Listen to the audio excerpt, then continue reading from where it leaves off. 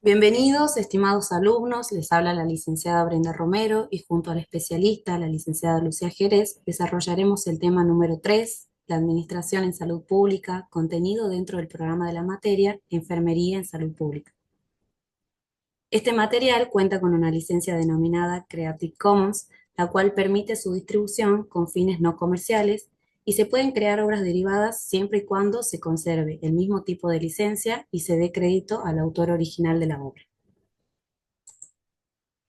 En cuanto a la ubicación del tema en el programa, los contenidos del programa de la materia están agrupados en tres estructuras modulares. El tema número 3 corresponde a la estructura modular número 1 e incluye el desarrollo de los temas que figuran resaltados en el círculo en la diapositiva según figura textual en el programa de la materia.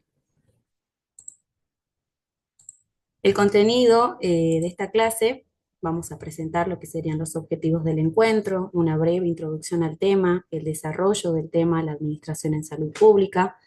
Presentaremos el servicio de salud como organización, el equipo de trabajo en servicios de salud, el equipo y los fenómenos grupales, el trabajo en equipo, conflicto, cultura organizacional y trabajo en red. Al finalizar, presentaremos la bibliografía consultada para elaborar esta clase. En cuanto a los objetivos de este encuentro son poder identificar las características del servicio de salud como organización, explicar la importancia del trabajo en equipo en los servicios de salud, describir cuáles son las etapas de los grupos y los fenómenos grupales, definir los términos de conflicto y dilema, y reconocer las principales características de la cultura organizacional y el trabajo en red. Bueno, a modo de introducción, podemos decir que los entornos en los que vivimos y nos desarrollamos son dinámicos y que se van modificando de manera permanente, tanto en su aspecto económico, social, político y tecnológico, y por consiguiente exigen a los profesionales de la salud aprendizajes y cambios en la práctica de la administración. Pero a pesar de esto, la misión central de la administración permanece inalterable y es la de alcanzar los resultados deseados con las personas y los recursos disponibles.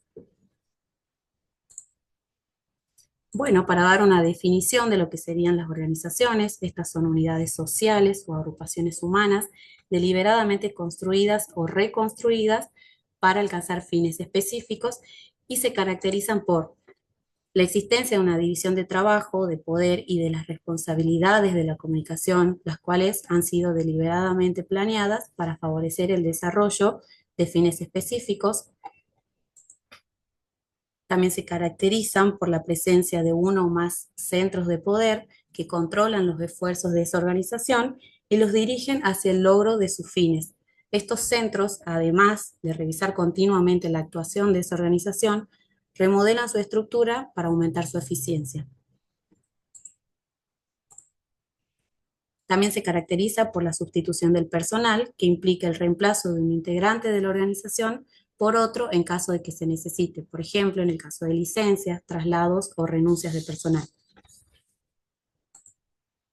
En cuanto a tipo de organizaciones, en todas las organizaciones conviven una organización formal e informal. La organización formal generalmente se refiere al esquema de la organización designado por la administración, el planeo de la división de trabajo y el poder de control, las reglas y los reglamentos acerca de salarios, sanciones y control de calidad. El hospital es un claro ejemplo de una organización formal con sus diferentes sectores que son interrelacionados y en el mejor de los casos con equipamiento y tecnología suficientes para atender las situaciones de salud de mediana o alta complejidad. En cuanto a los CAPS, si bien cuentan con una estructura organizativa formal, el recurso humano y material son escasos en comparación a un hospital. En primer lugar, porque muchas veces solo cuentan con una persona para cada sector, y en segundo lugar, porque también cumplen con muchas otras funciones, además de ser centros de salud, implementan programas y políticas de salud y muchas veces se constituyen en verdaderas organizaciones sociales intermedias, como por ejemplo en el caso de los centros de integración comunitaria. Ahora bien, cuando hablamos de una organización informal, hacemos referencia a las relaciones sociales que se desarrollan por encima y más allá de las relaciones formales establecidas por la organización. Por ejemplo, no solamente trabajan como un equipo, sino que además esas personas son amigos, o las relaciones reales tal como han evolucionado a consecuencia de la interacción entre el propósito de esa organización y las presiones de las relaciones interpersonales entre los que participan en ella. En síntesis, lo importante es que ustedes comprendan que una organización formal es aquella que ya fue pactada de antemano y que existen reglas, tareas y formas de trabajo que ya fueron establecidas.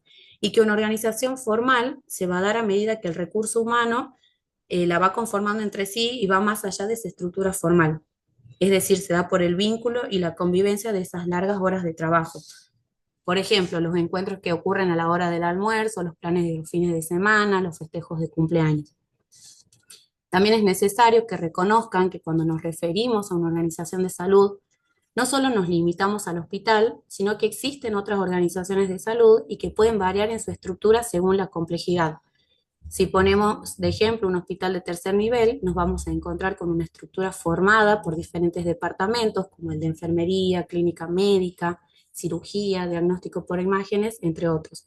Y cada uno tiene o cuenta con su respectivo recurso humano. En cambio, si observamos un centro de atención de primer nivel, como por ejemplo un CAPS, podemos encontrarnos con personal único de enfermería y no con un equipo de enfermería. Bueno, hasta acá llegamos con la primera parte de la presentación. A continuación, la profesora y especialista Lucía Jerez va a continuar con el tema número 3. Saludos.